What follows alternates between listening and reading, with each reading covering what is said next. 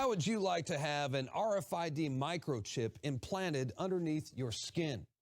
Or maybe an electronic tattoo that sticks to your arm or your wrist? Every bit as useful and complex as your smartphone. I know it sounds like something futuristic or even something out of a science fiction movie, but guess what? The future is now.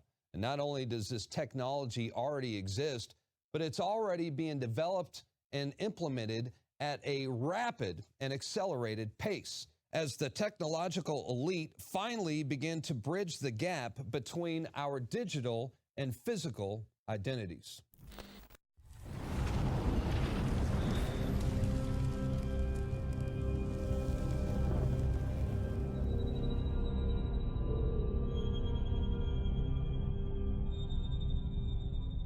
And he provides that no one will be able to buy or to sell, except the one that has the mark, either the name of the beast or the number of his name. Here is wisdom.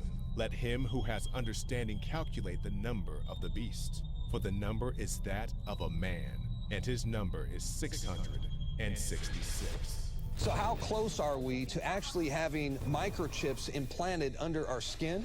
Well, according to the NBC Nightly News with Brian Williams, we might be a lot closer than you think. You're rushed to a hospital, unconscious with no ID or medical history, but thanks to a microchip under your skin, it's all there.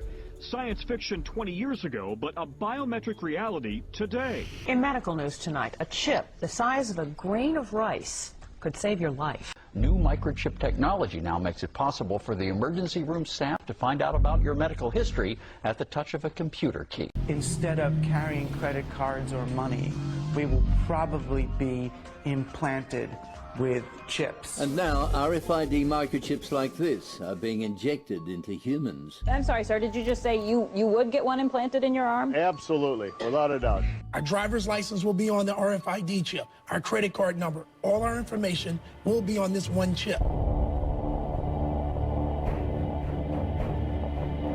The chip is encased in unbreakable glass and is about the size of a grain of rice. The procedure is done with anesthesia and is relatively pain-free. It felt pretty scary, but at the same time it felt very modern, very 2015. The government has just approved the use of a computer chip that would be implanted under your skin. When complete, everyone will have a unique 12-digit identity number. If hospitals purchase this detection equipment, the system will most likely start to include more and more people in those communities who will want the chips. Wow. Interesting stuff. Everybody could have one of those one day. It may be true that 10 to 20-year-olds don't want to wear a watch on their wrist, but you can be sure that they'll be far more interested in wearing an electronic tattoo. Get mobile phones. Your children and grandchildren may well want an implant instead. You know, when we check out at the grocery store, we'll be swiping our own arm over the scanner, and that will be something we feel we can't live without. It would be such a disadvantage to not have the implant that it essentially becomes not optional. Let's imagine a little bit what the future might look like if I could take your stem cells and put them on a chip, or your stem cells and put them on a chip. It would be a personalized chip just for you. It turns over, but it doesn't start. But the RFID reader antenna is here. So when I authenticate, the bike powers up.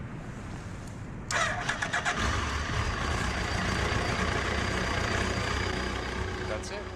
Imagine if some of these machines could be made so thin, light, and portable that they could be attached right to the surface of your skin and go wherever you go. Very sophisticated device functionality sitting on my skin. Welcome to the future, specifically the checkpoint of the future. It is envisaged that the passenger will be able to flow through the security checkpoint without interruption. This is what IATA, which is the airline industry trade body, is hoping will become commonplace around the world. A sort of one-stop shop for security from the curb to the gate, as they say, with dignity. Can a microscopic tag be implanted in a person's body to track his every movement? There's actual discussion about that. You will rule on that, mark my words, before your tenure is over. Mark my words, huh? More like the mark of the beast. Even though it is called a tattoo, there is no need to pierce or puncture the skin. Instead, the device sticks on.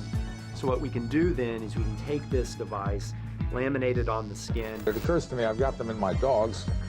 Why wouldn't I have them in small children too? There are also several products available to keep track of children. Many of them act as emergency cell phones and tracking devices, with some even able to display on a map the places your child has visited. To think something so small can connect you to everything that matters. Because I'm in love with my kids' kids. Because my car lost control while driving. Because now I'm looking out for both of us. Because I have diabetes, but it doesn't have me. Because I spend my life in the ER trying to save yours.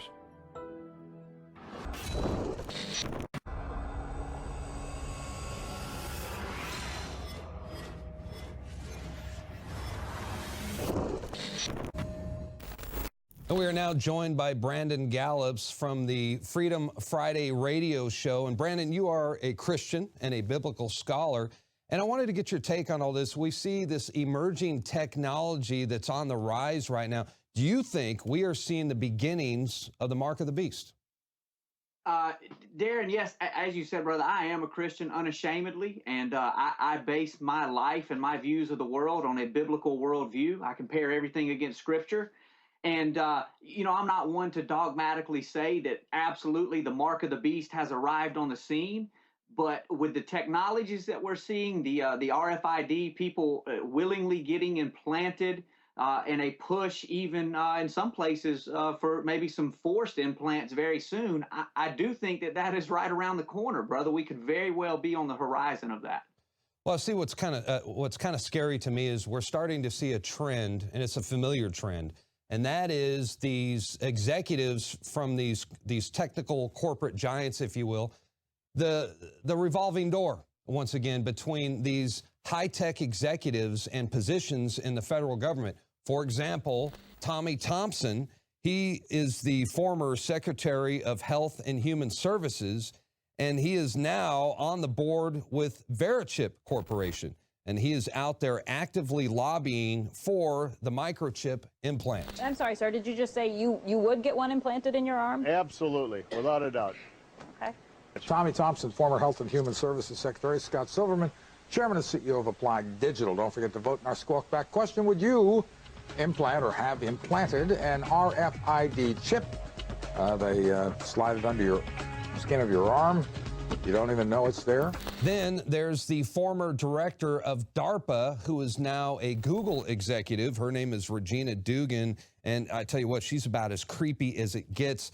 She's out there promoting smart tattoos and ingestible biochips that are already approved by the FDA, by the way.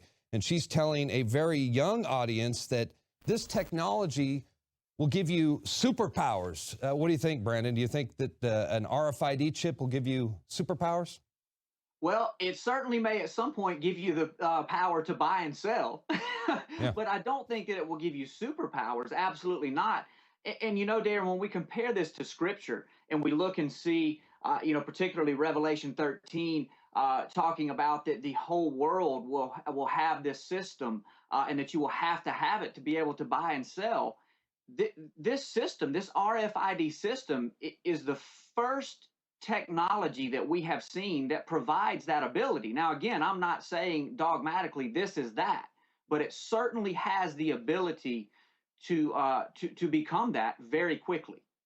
Not only that, but they're already planning. I know the United States and Europe, they've already got it in the works where you're not going to be able to travel unless you have some kind of biometric ID. And what do you think about that? I mean, what they're saying, and we're going to show here in a second, where a CNN reporter, he says that you'll finally be able to travel with dignity. Welcome to the future, specifically the checkpoint of the future. This is what IATA, which is the airline industry trade body, is hoping will become commonplace around the world. A sort of one-stop shop for security from the curb to the gate, as they say, with dignity. It is envisaged that the passenger will be able to flow through the security checkpoint without interruption, unless the advanced technology identifies a potential threat. There is expected to be little or no wait time as a result of the enhanced speed at which screening can occur.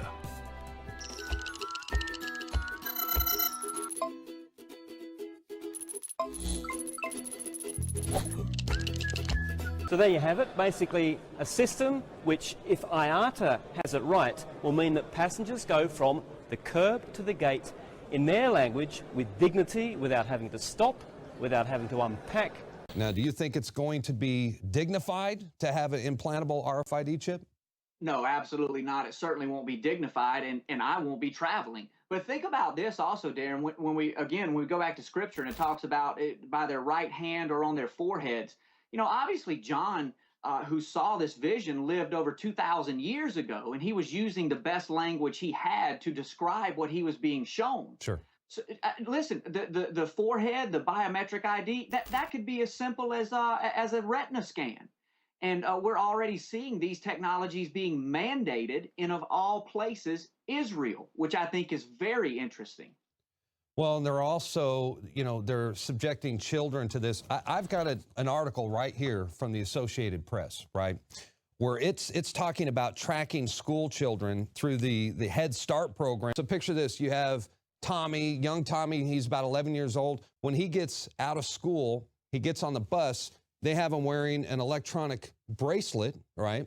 It kicks off a sensor that's on the bus, notifies his parents through their cell phone. They get a cell phone message. Tommy is safely on the bus. When he gets off the bus, it notifies him that he's gotten off the bus. And then even when he enters the house, they are notified. If these kids are raised like this, it's going to be an easy transition for them when they are finally told, listen, the bracelet comes off. Now you get the RFID chip implant. What are your thoughts on that? I think you are 100% correct, Darren, because just think about this. Everything that we see that we now realize is evil, going back, you know, the Patriot Act, all of the NSA spying and everything. Listen, that was sold to us as we need this for safety. And of course, why not appeal to our emotions about the most precious thing on earth to us, our children?